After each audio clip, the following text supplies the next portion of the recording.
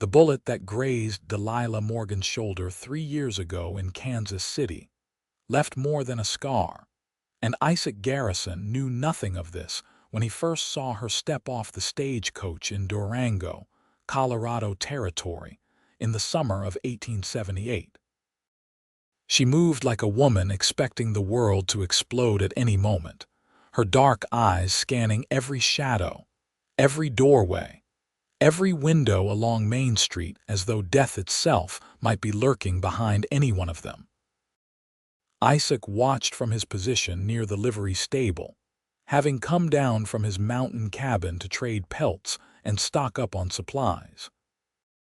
He noticed how she jumped when a cowboy dropped a saddle nearby, how her whole body went rigid when a shopkeeper slammed a door, how she pressed herself against the stage when two men burst from the saloon in raucous laughter.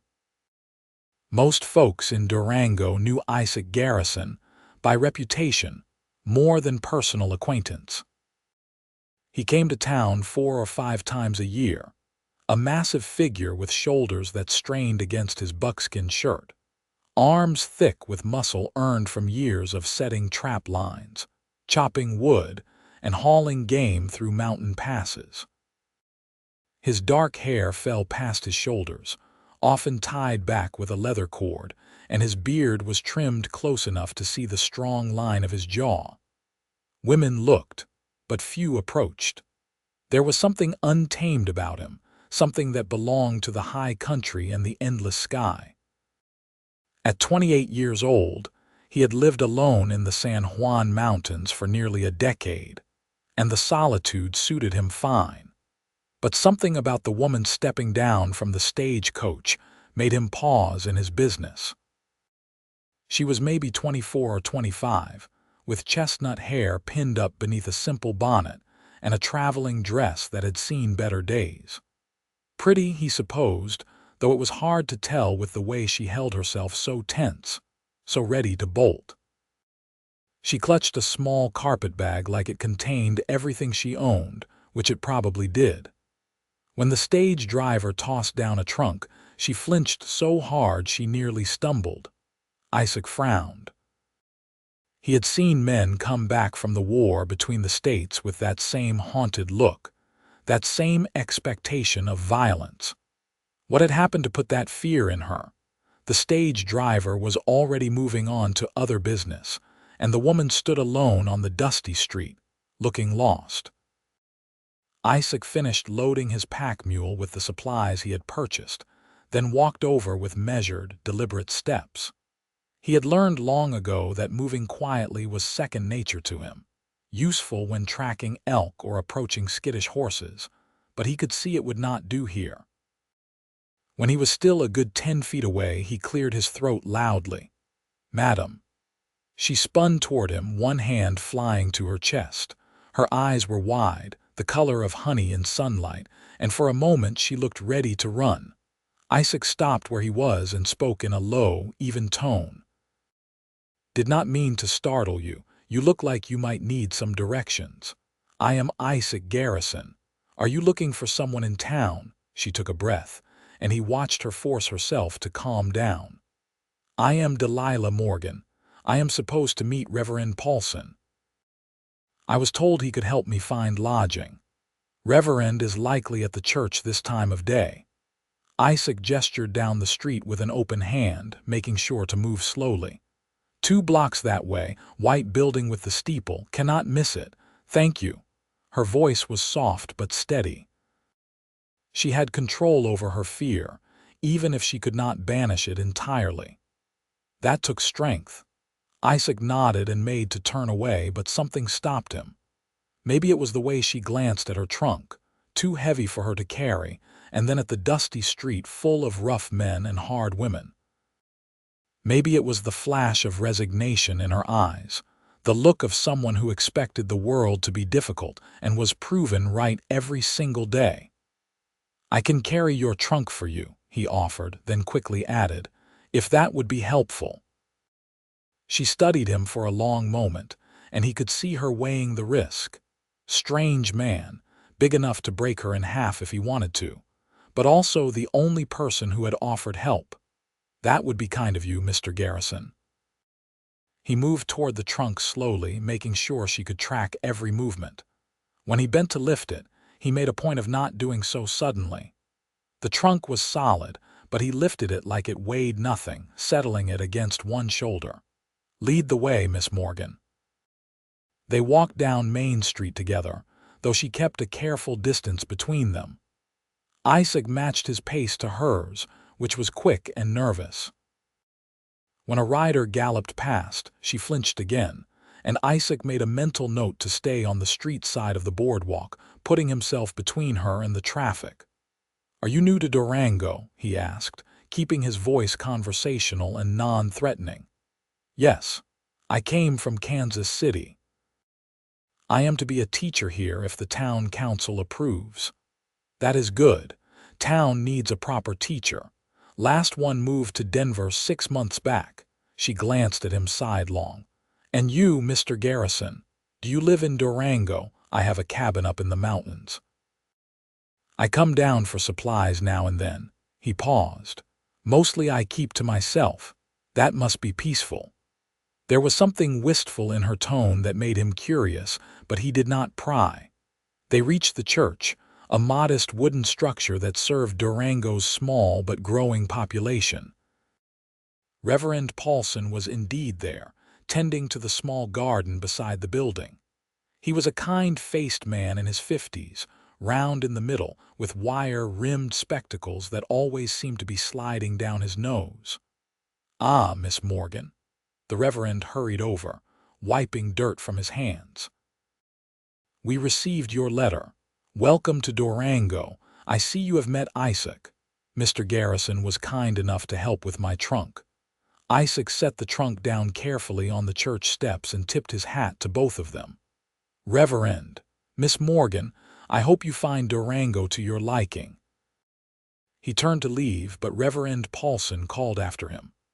"Isaac, will you be in town long?" "Heading back up the mountain tomorrow morning."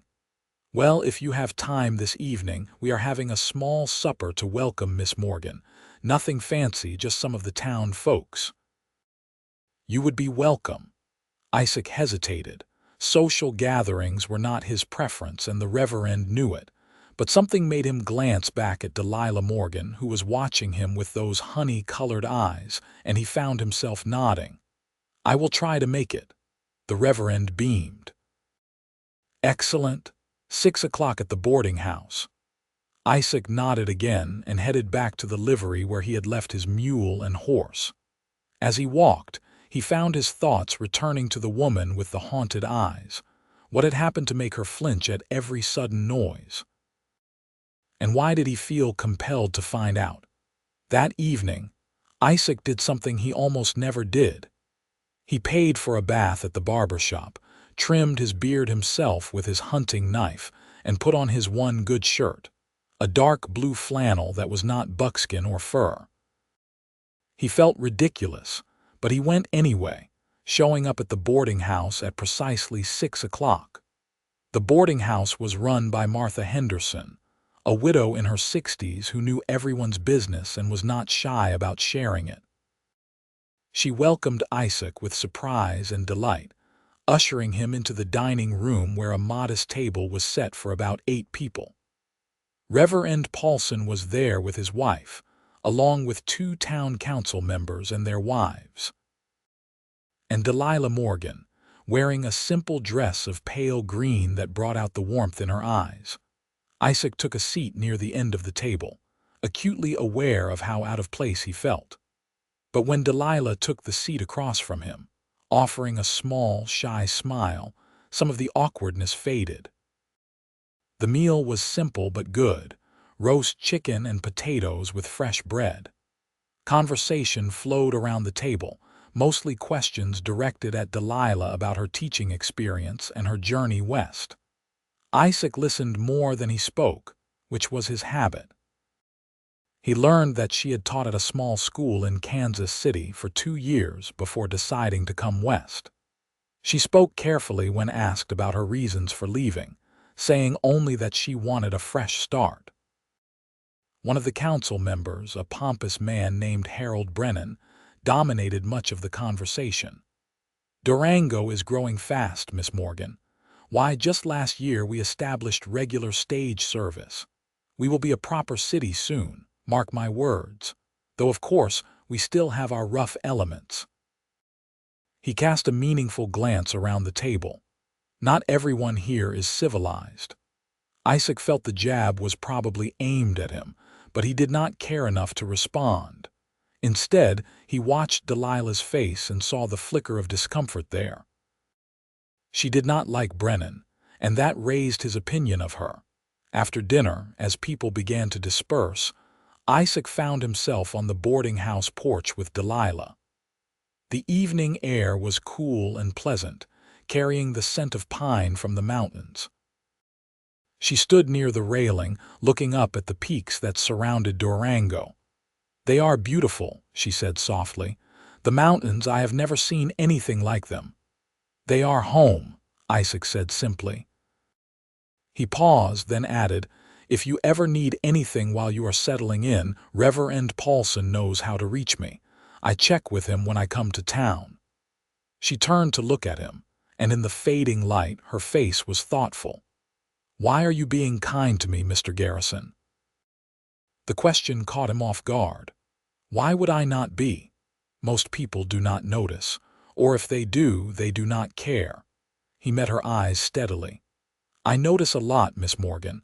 It is how I stay alive in the mountains, and I suppose I do not see any reason not to help when help is needed." She smiled then, a real smile that softened her whole face. "Thank you. I appreciate it more than you know." He tipped his hat to her and left. But as he walked back to the livery where he would sleep with his animals before heading up the mountain in the morning, he could not shake the image of her smile from his mind. Isaac went back to his mountain life, but thoughts of Delilah Morgan came with him. As he checked his trap lines and hunted game, as he chopped wood for the coming winter and repaired the roof of his cabin, she was there in the back of his mind. He told himself it was simple curiosity, nothing more. But when he found excuses to return to Durango 3 weeks later instead of his usual 2 or 3 months, he knew he was lying to himself. She was in the schoolhouse when he arrived, visible through the open door as she arranged desks and unpacked books. School would not start for another week, but she was preparing. Isaac tied his horse outside and approached the door slowly, making sure his boots scuffed the ground loud enough to announce his presence. "Miss Morgan." She looked up from the book she was holding and her face lit up with genuine pleasure. "Mr. Garrison, I did not expect to see you again so soon. Had some business in town. It was a lie, but a harmless one. Thought I would check how you were settling in. Come in, please." She set the book down and gestured around the small schoolhouse. "What do you think? It is not much, but I have 23 students enrolled. The town council approved my position." Isaac stepped inside, having to duck slightly beneath the doorframe. The schoolhouse was simple, rough wooden walls and a pot-bellied stove, but she had already made it welcoming. Slates and chalk were arranged neatly. A few maps hung on the walls and wildflowers in a jar sat on her desk. "Looks good," he said honestly. "Lucky students." She laughed softly. "I hope they think so. Some of them are older than usual for students, nearly grown, ranch families who never had schooling before." They talked for a while, easy conversation about the town and the mountains and nothing in particular.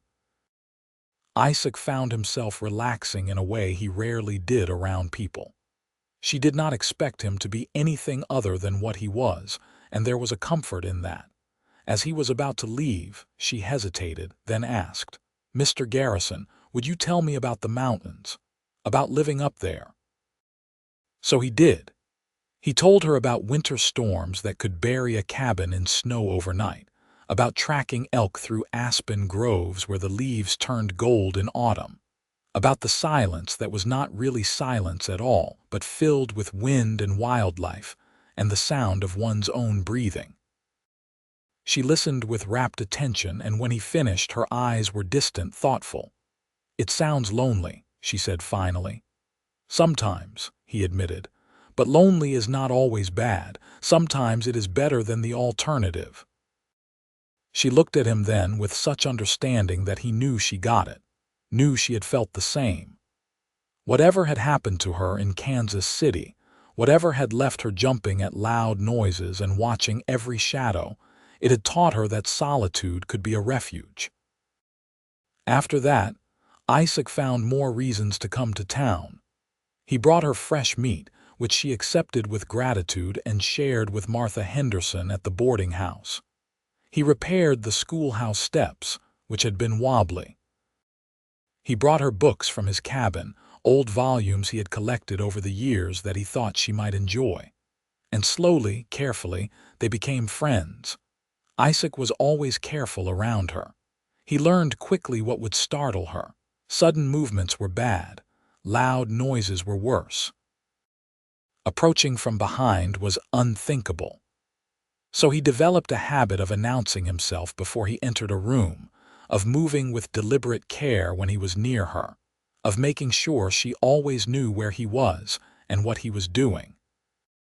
It became second nature, this consideration, and he found he did not mind at all one evening in early September, after school had been in session for 2 weeks.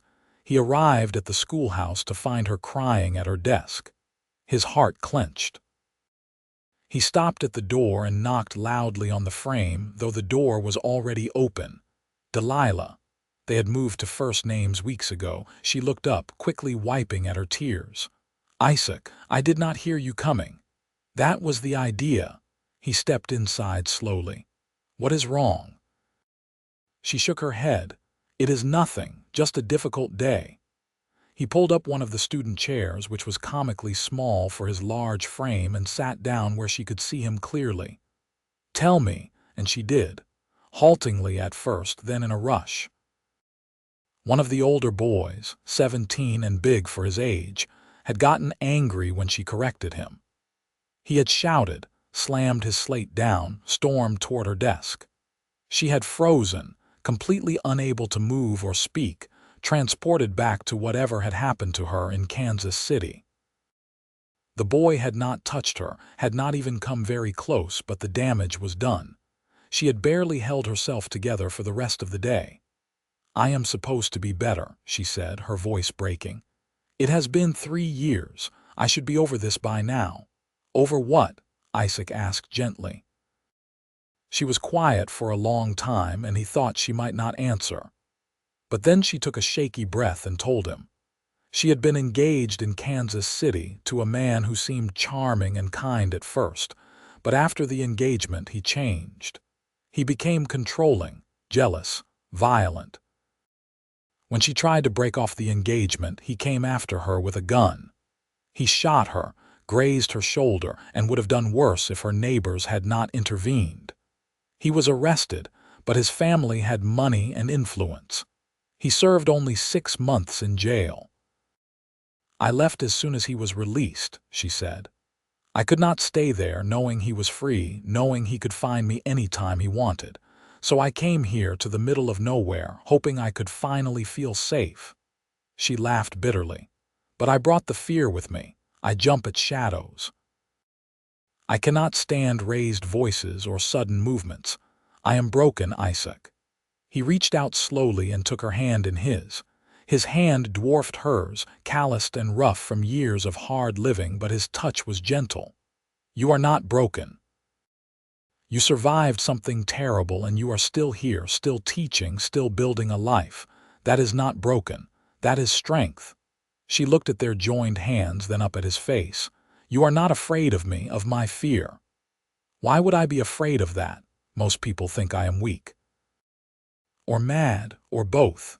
Most people are idiots." He said it so bluntly that she laughed despite herself. "Delilah, you are one of the strongest people I have ever met, and for what it is worth, I will never hurt you. I will never let anyone else hurt you either if I can help it." "Why?" she whispered. "Why do you care?" He thought about that for a moment, trying to find words for something he did not fully understand himself. Because when I look at you, I see someone worth caring about. Because you make me want to come down from my mountain. Because when you smile, really smile, it is like sunrise over the peaks. Her eyes widened, and he realized what he had just admitted. He had not planned to say anything, had not even fully acknowledged to himself how deep his feelings ran. But there it was, out in the open. "Isaac," she began, but he shook his head. "You do not have to say anything. I just wanted you to know. You are not alone, Delilah, not anymore." He stood up from the tiny chair and headed for the door, but she called after him. "Wait." He turned back. She had risen from her desk and was walking toward him, slowly, deliberately. When she reached him, she placed her hand on his chest, right over his heart. He stood perfectly still, barely breathing, afraid to spook her. "I care about you too," she said quietly. "I did not want to. I told myself I could not afford to care about anyone ever again. But somehow you got past all my defenses. You and your quiet footsteps and your careful announcements and your kindness that you pretend is nothing but is actually everything." His heart was pounding so hard he was sure she could feel it under her palm. "Delilah, I am afraid," she admitted. "Not of you, but of this, of what it means, of getting hurt again." "I cannot promise you will never be hurt," he said honestly. "Life does not work that way. But I can promise I will never be the one to hurt you, and I will do everything in my power to keep you safe." She looked up at him, studying his face as though memorizing every detail. Then, slowly, she rose on her toes and kissed him. It was soft, tentative, a question more than a statement. Isaac held himself very still, letting her control the moment, and when she pulled back, he smiled. "Was that all right?" she asked nervously. "That was better than all right," he said, his voice rough. "That was perfect." From that moment, everything changed between them. They began courting properly, though it looked different than most courtships. Isaac came to town as often as he could, sometimes staying for days at a time, sleeping in the livery or camping just outside town. Delilah introduced him to her students, and he taught them about tracking and surviving in the wilderness, skills that fascinated the ranch children. He was always careful with her, always mindful of her fears, and she bloomed under his patient attention. But courting from the mountains was not practical, and by October, Isaac was facing a decision. Winter was coming, and he would soon be snowed in at his cabin for months. The thought of being separated from Delilah for that long was unbearable. At the same time, he could not imagine asking her to give up her teaching position and her life in town to live in isolation with him. One crisp afternoon, he took her riding into the foothills. She had learned to ride in Durango, though she was still nervous around horses. Isaac had found her the gentlest mare in the livery, a patient old girl named Daisy, and after a few weeks, Delilah had grown comfortable enough to enjoy short rides.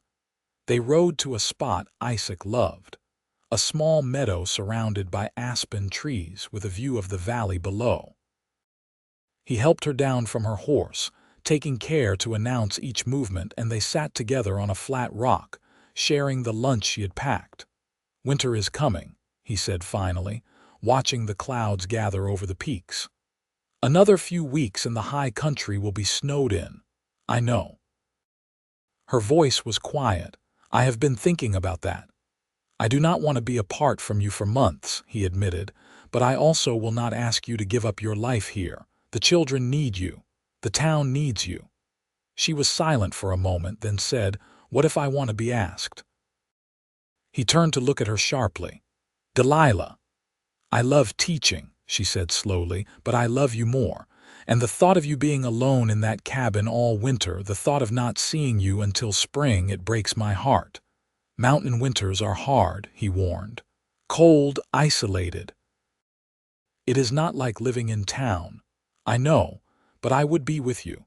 and maybe that is worth more than comfort or society or any of the things I am supposed to want.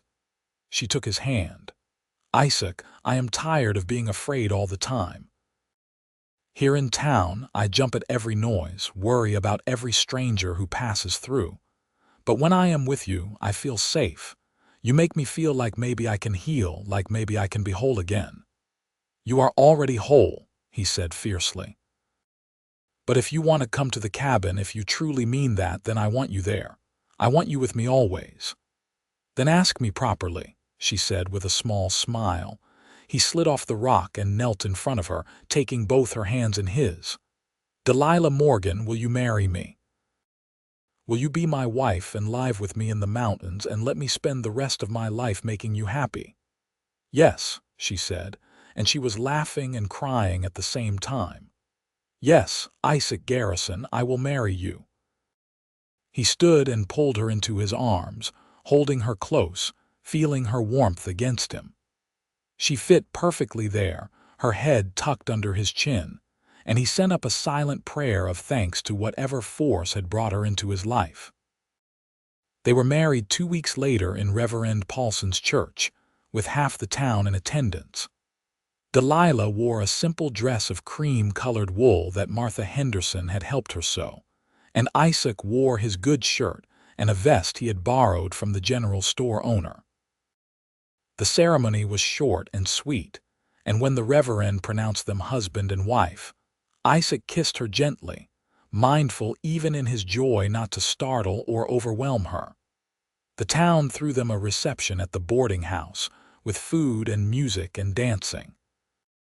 Isaac, who had not danced in years, let Delilah teach him the steps, laughing when he stumbled over his own feet. She was radiant, happier than he had ever seen her, and he fell in love with her all over again. That night, they stayed at the boarding house in the nicest room Martha had, which she had decorated with wildflowers and candles. Isaac was gentle with Delilah, patient and careful, and she responded with a passion that surprised them both. Afterward, as they lay tangled together in the narrow bed, she traced the muscles of his chest with her fingertips. I never thought I could feel this way, she murmured, safe and loved and like I belong somewhere. You belong with me, he said simply, always.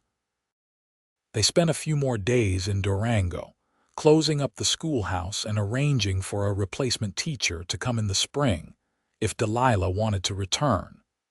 Then they loaded up Isaac's pack animals with supplies and began the journey to his cabin. It took 3 days of steady travel, climbing higher into the San Juan Mountains with each passing mile. Delilah proved tougher than Isaac had expected, never complaining about the cold or the exertion. She rode Daisy, who they had purchased from the livery owner, and asked endless questions about the mountains, the wildlife, the plants they passed. When they finally reached the cabin, the sun was setting, painting the peaks in shades of orange and gold. The cabin was small but well built, a single room with a loft for sleeping, a stone fireplace that took up one wall and windows that looked out over a small clearing. Beyond the clearing, the forest stretched endlessly in all directions. It is not much, Isaac said, suddenly nervous. But it is sturdy. We will not freeze. Delilah walked around the cabin slowly, taking in every detail. The furs on the bed, the simple furniture Isaac had built himself, the shelves lined with books and supplies. She touched everything gently, learning the space, and finally she turned to him with a smile. It is perfect. It is home. Over the next weeks they settled into a routine. Isaac taught Delilah the skills she would need to survive mountain winters, how to keep the fire going, how to recognize dangerous weather, how to preserve food and melt snow for water. She proved an apt student, approaching each task with the same focused intelligence she brought to teaching. She also brought changes to the cabin, small touches that made it warmer and more welcoming. She organized his chaotic bookshelf, sewed curtains for the windows, cooked meals that were more elaborate than the simple fare he was used to. And in the evenings, they would sit by the fire, reading or talking or simply being together in comfortable silence. Isaac continued to be careful with her, always announcing his presence, always moving deliberately. But slowly, he noticed her startle reflex easing. Up here, away from the noise and chaos of town, away from strangers and unexpected visitors, she began to relax in a way he had never seen before. She still jumped occasionally, when a branch snapped outside or when he dropped a log on the fire, but the fear was less consuming, less constant. One night in late November, the first real blizzard of the season hit. Snow fell so thick and fast that the world beyond the cabin windows disappeared into white. The wind howled around the cabin, and the temperature dropped until frost formed on the inside of the glass. Isaac kept the fire roaring and checked constantly to make sure Delilah was warm enough. She sat wrapped in furs, watching the storm with wide eyes. "Does it always get this bad?" she asked. "Sometimes worse," he admitted. "We might be snowed in for days. Are you sorry you came?" She looked at him as though he had said something absurd. "Isaac, I am warm, I am safe, I am with the man I love, and I have a stack of books to read and plenty of food. Why would I be sorry?" He grinned and pulled her into his lap, wrapping his arms around her. "I do not deserve you." "You deserve everything," she murmured and kissed him. The storm lasted 3 days, and when it finally cleared, the world was transformed. Snow drifted as high as the cabin windows in places, and the clearing was a pristine expanse of white. Isaac dug them out while Delilah made breakfast, and then they went outside together to marvel at the beauty of it. "It is like a different world," she said, her breath making clouds in the frozen air. "Like we are the only 2 people left." "Sometimes it feels that way," Isaac said. He pointed to tracks in the snow. "But we are not alone. See. Deer passed through here last night, and there, rabbit tracks, and if we are lucky we might see the elk herd that winters in the valley below." They spent the morning exploring, with Isaac showing her how to identify different animal tracks and explaining the behavior of various mountain creatures. Delilah was fascinated, asking questions and listening intently to his answers. He had never had anyone to share this knowledge with before, and he found he loved teaching her, loved seeing the mountains through her fresh eyes. Christmas came, and they celebrated simply. Isaac had hidden a few small gifts in his supplies, things he had bought in town before they left. A new book of poetry, a warm shawl, a set of hair combs. Delilah gave him a scarf she had knitted in secret, working on it whenever he was out checking his trap lines, and a drawing she had made of the view from their cabin. It was surprisingly good, capturing the sweep of the mountains and the quality of the light, and Isaac hung it proudly over the mantel. They made love that night with the firelight casting dancing shadows on the walls, and afterward, wrapped in each other's arms, Delilah said, "This is the best Christmas I have ever had." "Even without a tree or decorations or a proper feast," Isaac teased. "Especially without all that," she said firmly. "All I need is you." Winter deepened, and the world outside became a place of stunning beauty and brutal danger. Isaac went out daily to check his trap lines and hunt for fresh meat, and Delilah worried every time, even though she tried to hide it. He always came back, stomping snow off his boots and calling out to her as he approached the cabin so she would not be startled. And every time, she greeted him with relief and love in her eyes. They talked for hours during those long winter nights, sharing stories of their pasts, their dreams, their fears. Delilah told him about growing up in Missouri, about her parents who had died of fever when she was 20, about the loneliness that had driven her into an engagement with the wrong man. Isaac told her about his childhood in Kentucky, about coming west after the war as a young man seeking something he could not name, about finding peace in the mountains that he had never found among people. "You ever regret it?" she asked one night. "Living up here instead of in town where life would be easier." "I used to think this was what I wanted," he said slowly. "The solitude, the simplicity, and it was good for a long time. But now that you are here, I realize I was not really living before. I was just existing." "You make everything mean something, Delilah. You make me want to build a real life, not just survive day to day." She kissed him then, and in that kiss was everything she felt but did not always know how to say. January brought the coldest weather Isaac had experienced in years. They burned through firewood at an alarming rate, and he spent hours each day chopping more. Delilah helped where she could, stacking wood and keeping the fire fed when he was outside. They moved the bed downstairs from the loft because the heat did not rise well enough to keep the upper level warm, and they slept tangled together under piles of furs. One particularly brutal night, Delilah woke from a nightmare, crying out. Isaac woke instantly, and without thinking, he reached for her. She flinched away from his touch, still caught in whatever dark dream had gripped her, and he immediately pulled back.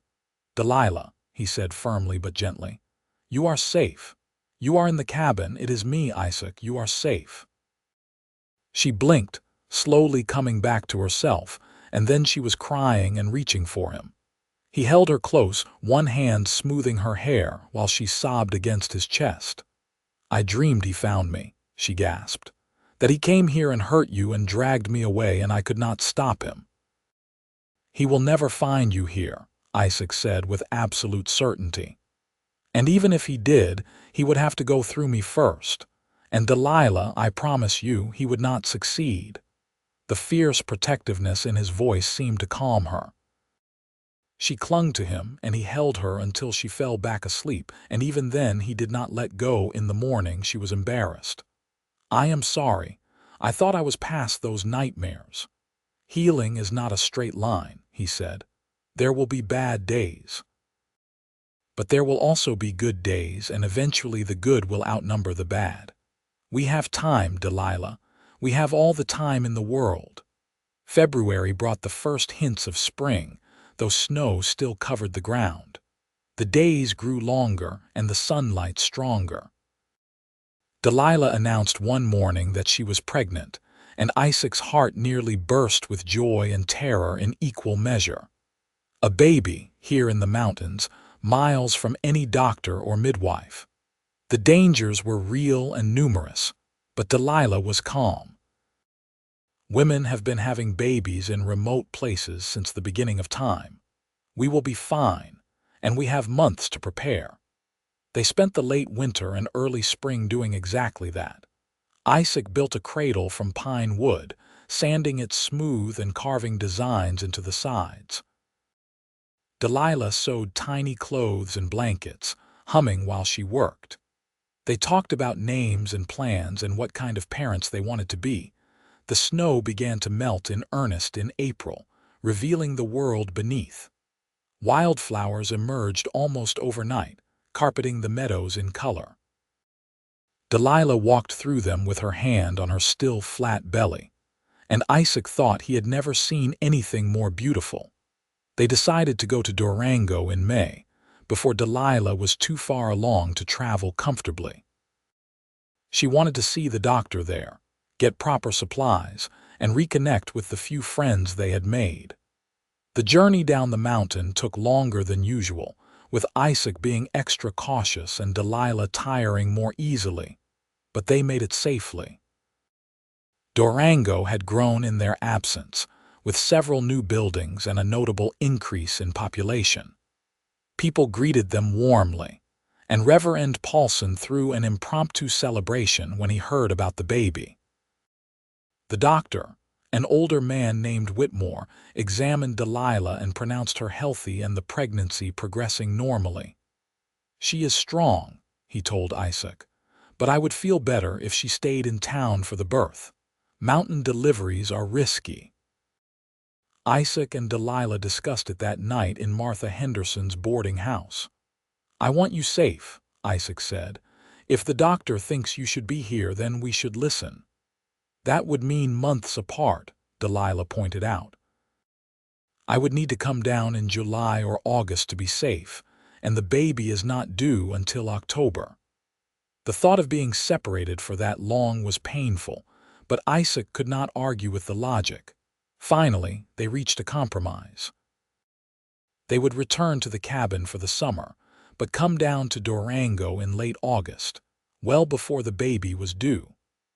Isaac would stay in town with her, and they would return to the mountain after the baby was strong enough to travel. Satisfied with the plan, they stocked up on supplies and headed back to their mountain home. Summer at the cabin was glorious. The weather was warm, the days long, and the forest came alive with animals and birds. Delilah's belly grew round, and Isaac talked to the baby every night, his hand on her stomach, telling their child about the mountains and the life they would share. They went for walks every evening, moving slowly through the forest trails Isaac had carved out over the years.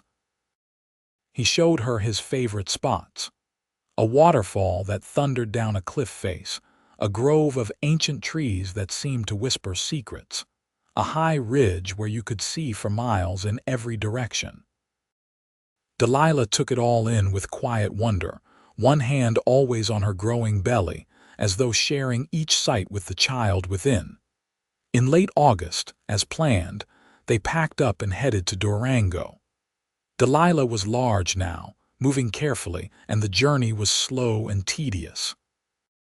But Isaac was patient, and they took their time, camping each night and taking breaks during the day whenever she needed.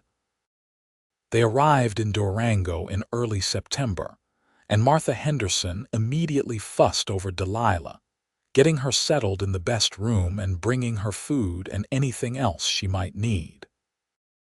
Isaac found work in town, helping at the sawmill and doing odd jobs, anything to keep himself busy and earn money while they waited. The waiting was hard. Every day felt like a week, and Isaac found himself pacing, anxious and restless. Delilah, in contrast, was serene, spending her days reading, sewing, and visiting with the town women who came to check on her. On a cool October evening, Delilah's labor began. Isaac sent for Dr. Whitmore and then found himself utterly useless. Martha Henderson took charge, shooing him out of the room but allowing him to stay nearby. He sat on the stairs outside the room, listening to Delilah's occasional cries of pain, feeling helpless and terrified. It went on for hours, and with each passing minute, Isaac's fear grew. What if something went wrong? What if he lost her? He could not imagine a world without Delilah in it. Finally, near dawn, he heard a different sound, the thin, reedy cry of a newborn baby. He leaped to his feet, and a moment later Martha opened the door, beaming.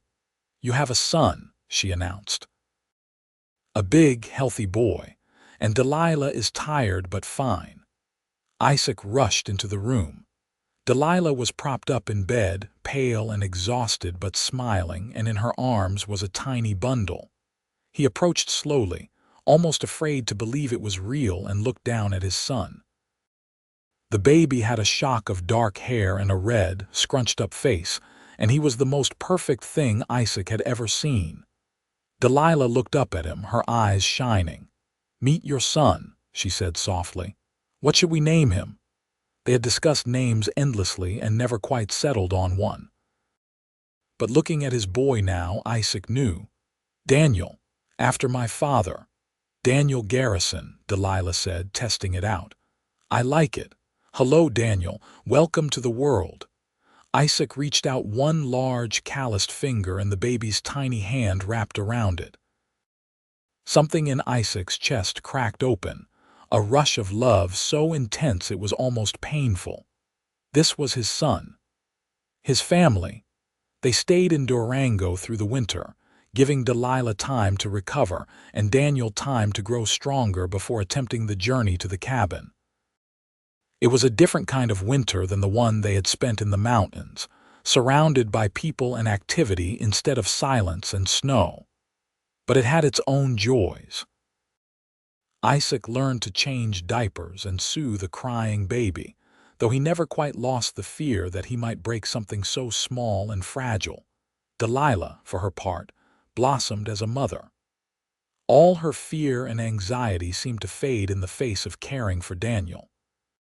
She was confident and capable, and Isaac fell in love with her all over again, watching her with their son.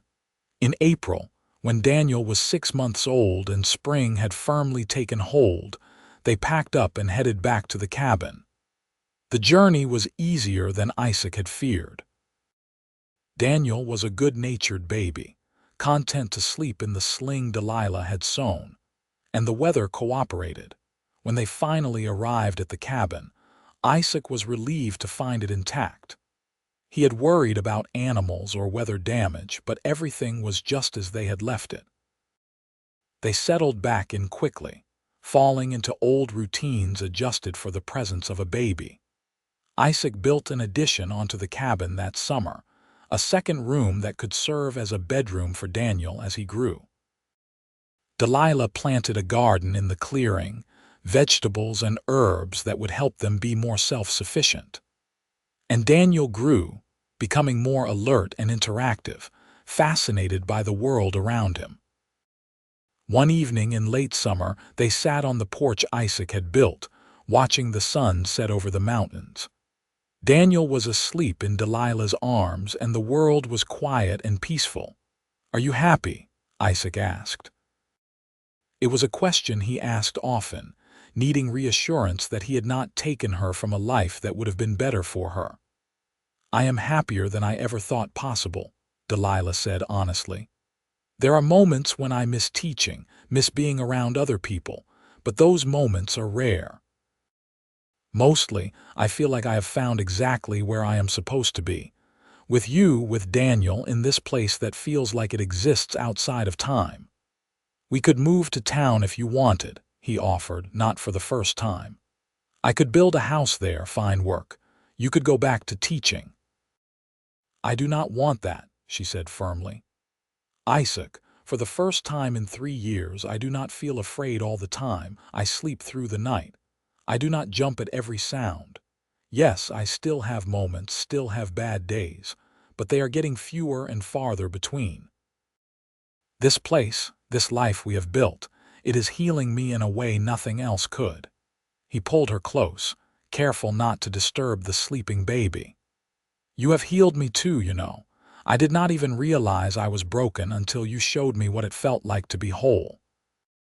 They sat like that until the stars came out, a family together in the wilderness, and it was enough. More than enough. It was everything. Years passed in a rhythm of seasons and small joys. Daniel grew into a sturdy, bright-eyed boy who loved the mountains as much as his father did. Isaac taught him to track and hunt, to read the weather and respect the wilderness. Delilah taught him to read and write, using the books they had and making up lessons as she went. He was a happy child, confident and curious, with none of the fear that had marked his mother's earlier years. When Daniel was 3, Delilah became pregnant again. This time, she insisted on having the baby at the cabin. "We are miles from anywhere," Isaac argued. "What if something goes wrong? We will prepare as best we can," she said calmly. "But I had Daniel without any problems, and I do not want to spend months away from our home again. This is where I want our children to be born, Isaac. Here, in the place we built together." He could not argue with her when she used that tone. So he read every medical book he could get his hands on, borrowed from Dr. Whitmore when they made a trip to Durango that summer. He learned about deliveries and potential complications and what to do in emergencies, and he prayed that none of that knowledge would be necessary. When Delilah went into labor on a snowy December night, Isaac was as ready as he could be. He sent Daniel to sleep in the new bedroom, kept the fire roaring and helped Delilah through each contraction. She was strong, breathing through the pain, trusting him completely. And when their daughter was born just after midnight, healthy and howling, Isaac felt like he had witnessed a miracle. "A girl," Delilah said, exhausted but elated. "We have a daughter, Isaac." They named her Sarah after Delilah's mother. She had Delilah's honey-colored eyes and Isaac's dark hair, and from the start, she was a force of nature. Where Daniel had been calm and observant, Sarah was active and demanding, constantly wanting attention and interaction. Life with 2 young children in a mountain cabin was chaotic and exhausting and wonderful. Isaac built more additions to the cabin, creating a real home with separate bedrooms and more space. Delilah managed the household with the same competence she had brought to teaching, and Isaac provided for them, hunting and trapping and making periodic trips to Durango to trade. The children grew, and the years flowed past. Daniel became a serious, thoughtful boy, content to spend hours tracking animals or helping his father. Sarah was wild and fearless, climbing trees and exploring the forest with reckless abandon. They fought and played and learned together, growing up in a way that was utterly different from other children but no less rich for that. When Daniel was 10 and Sarah 7, they made their first extended trip to Durango as a family. The town had grown significantly, now sporting a railroad line and several new businesses. Daniel and Sarah were fascinated by everything, having known nothing but the mountains and their parents their whole lives. Delilah reconnected with old friends, and to Isaac's surprise, she agreed to speak at the schoolhouse about her teaching methods. She was nervous at first, but once she started talking, her old confidence returned.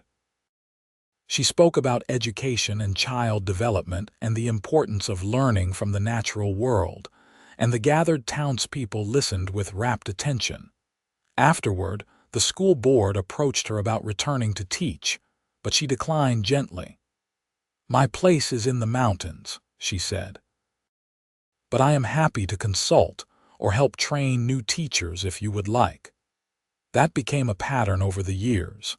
They would come to Durango twice a year, and Delilah would work with the teachers there, sharing her knowledge and methods. It gave her an outlet for that part of herself, while not requiring her to leave the mountain life she loved. Isaac, watching her teach, felt his heart swell with pride. This woman had come to Durango years ago broken and afraid, and now she stood confident and capable, helping others while raising their children and building a life that was wholly their own. As the children grew older, Isaac and Delilah talked about their education and their future. "They cannot stay in the mountains forever," Delilah said one night when the children were asleep. "Eventually, they will need to make their own choices about how they want to live." "I know," Isaac admitted, "but for now, while they are young, I am grateful they are here, safe and happy." "They are happy because they are with us, not because of where we live," Delilah pointed out. "You have given them the greatest gift a father can give, your time and attention and love. Whatever they choose to do with their lives, that foundation will serve them well."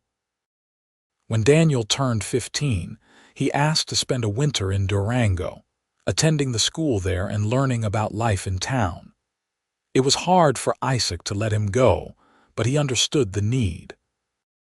His son was growing up, becoming his own person, and that meant allowing him to explore the world beyond the mountains. Daniel thrived in town, making friends and excelling in his studies. But when spring came, he was eager to return to the cabin, to the mountains he loved. "Town is interesting," he told Isaac, "but it is not home. Home is here with you and Mama and Sarah." Sarah, when she turned 13, declared that she wanted to be a doctor. It was an ambitious goal for a girl, especially one living in the wilderness, but Delilah encouraged her. They began making longer trips to Durango, so Sarah could study with Dr. Whitmore, who was getting old and was happy to have an eager student. The years continued their steady march. Isaac's hair began to show gray at the temples, and Delilah developed fine lines at the corners of her eyes. But their love, if anything, deepened. They had built a life together that was wholly their own, raised two remarkable children, and created a home that was a refuge from the world. One evening, when Daniel was 18 and Sarah 15, the family sat together on the porch Isaac had expanded over the years. The sun was setting, painting the sky in shades of orange and pink, and the air was cool and perfect. "You ever regret it?" Daniel asked his mother. "Leaving town, living up here away from everything." Delilah looked at Isaac, and in her eyes was all the love and contentment of their years together. Then she looked at her children, both of them healthy and strong and happy, and smiled.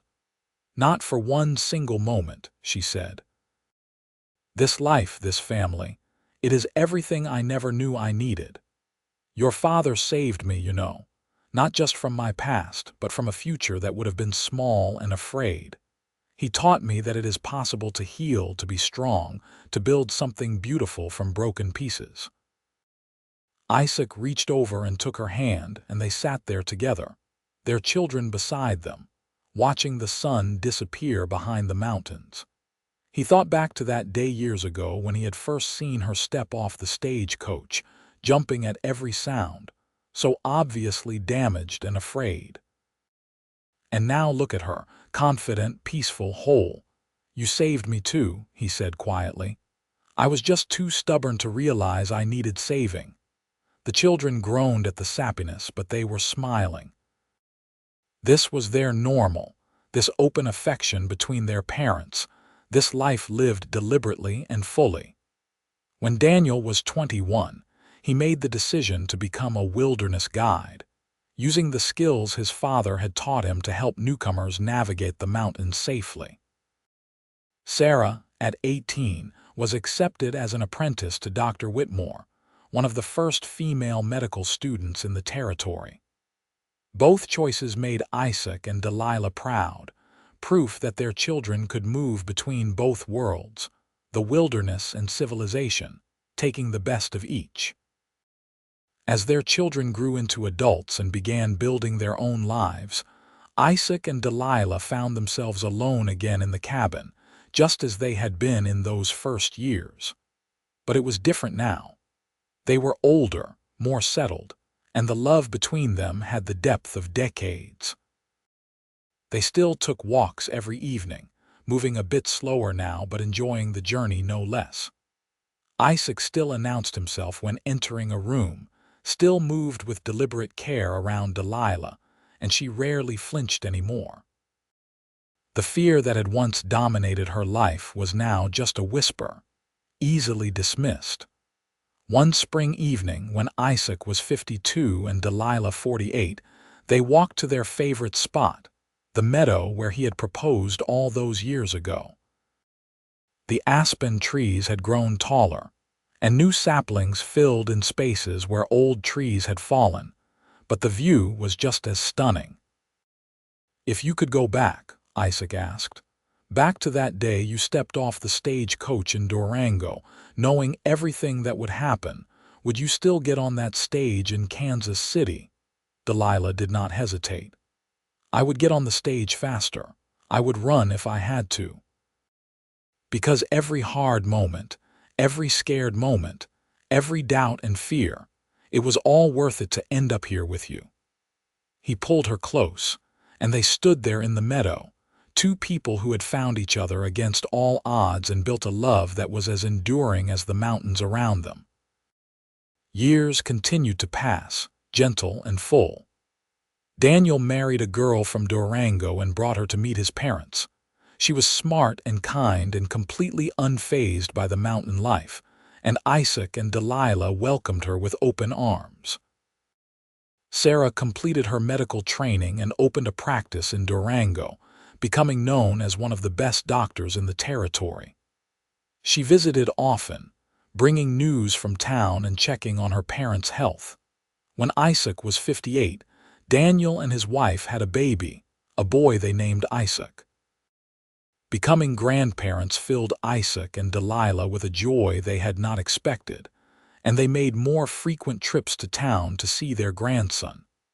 But they always returned to their cabin, to the mountains that had been their home for so long. One evening, as they sat on their porch watching yet another sunset, Delilah said, "I want to be buried here when I die, in this place that gave me back my life." "We have years yet," Isaac protested, though he knew it was true for both of them. They were getting older, slowing down. "I know. But I want you to know. Not in town, not in some cemetery surrounded by strangers, here with the mountains and the sky and the peace that we found together." "Then here it will be," he promised. "And when my time comes, I will be right beside you." She smiled and leaned her head on his shoulder, and they sat there as the stars came out, still in love, still at peace, still exactly where they were meant to be. Isaac and Delilah lived to see 2 more grandchildren born, Sarah's daughter and another son from Daniel.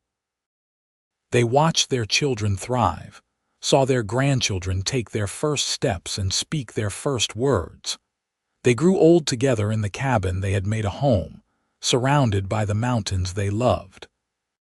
When Isaac was 65, he started teaching young Daniel, his grandson, the same skills he had taught his own son.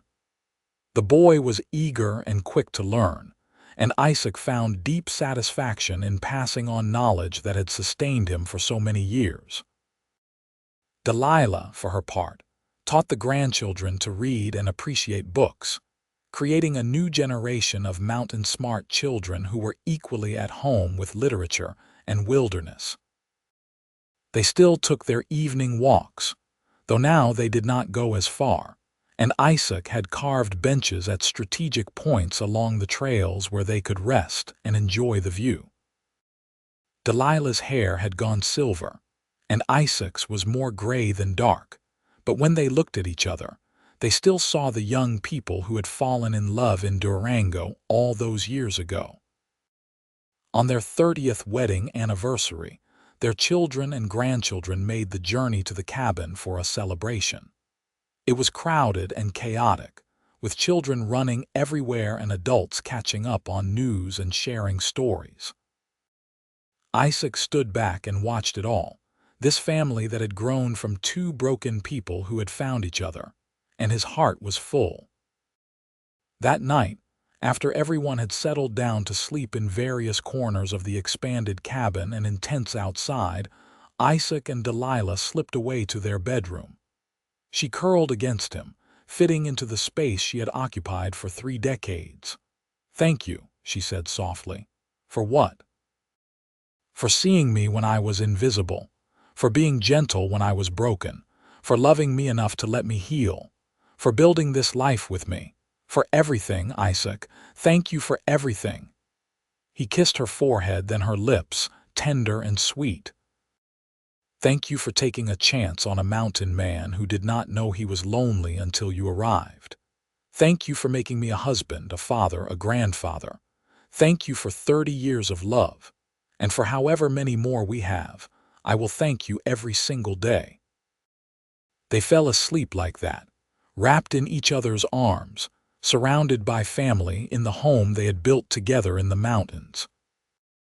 Outside, the stars wheeled overhead, and the forest whispered its eternal songs, and 2 hearts beat in time, still in love, still at peace, still exactly where they were meant to be. When Isaac was 70 and Delilah 66, they finally made the decision to spend winters in Durango. The mountain winters were getting harder for them to manage, and their children worried. It was not easy leaving the cabin for months at a time, but they compromised. Summers in the mountains, winters in town, and the transitions in between savored and appreciated.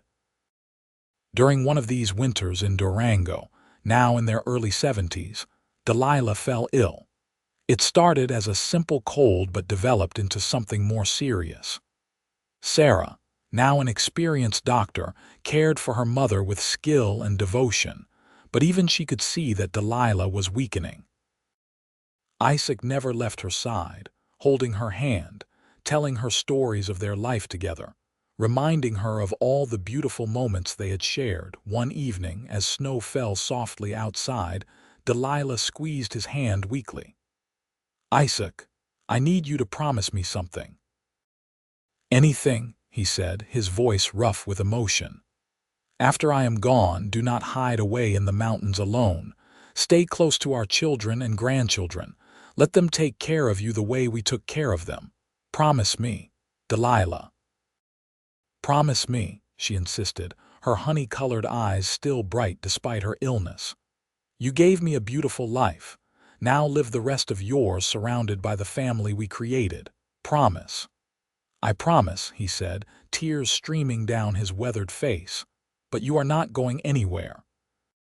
"You are too stubborn." She smiled, that same smile that had captivated him decades ago. "I love you, Isaac Garrison. I have loved you from the moment you carried my trunk to the church, and I will love you beyond whatever comes next. I love you too, Delilah. More than mountains or sky or anything in this world." She closed her eyes then, peaceful and pain-free for the first time in days, and with her hand in his, surrounded by her family, Delilah Morgan Garrison passed quietly into whatever came next. Isaac kept his promise. Though his heart was broken, though the world seemed dimmer without her in it, he did not retreat to the mountains alone. He stayed in the house Daniel had built for them in Durango, let his children and grandchildren care for him, and found new purpose in being grandfather and great-grandfather to a growing family. He told stories, endless stories, about Delilah and their life together. He taught the youngest generation the same skills he had taught their parents, modified now for his older body but no less valuable. And every spring, he would make the journey to the cabin, now with Daniel or Sarah accompanying him, and he would sit on the porch and feel close to her again. 3 years after Delilah's death, Isaac was sitting on that same porch with his great-grandson, another Daniel, who was 7 years old and endlessly curious. The boy had been asking questions about great-grandma Delilah, and Isaac had been answering with the patience of long practice. "Did you love her forever?" the boy asked.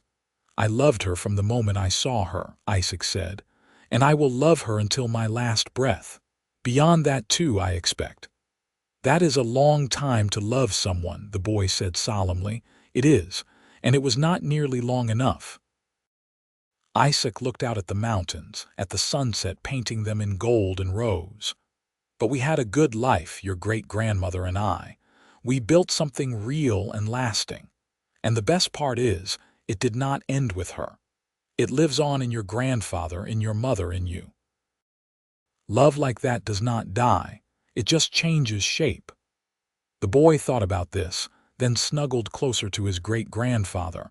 They sat there together as the light faded, and Isaac felt a peace settle over him. Delilah would have loved this moment, he thought.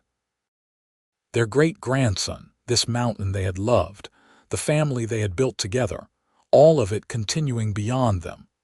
When Isaac Garrison died 2 years later at the age of 75, he died in his sleep, peacefully in the cabin he and Delilah had called home. Daniel found him the next morning, sitting in his chair on the porch, looking out at the mountains with a slight smile on his face, as though he had seen something beautiful. They buried him next to Delilah in the meadow where he had proposed, where aspens whispered overhead and wildflowers bloomed every spring. The whole family gathered, 3 generations strong, to say goodbye to the man who had built their foundation. They told stories and cried and laughed and celebrated a life well lived, and in the years that followed, the cabin remained in the family. Daniel's son maintained it, and eventually his children too. It became a gathering place, a reminder of where they had come from, of the love story that had started it all.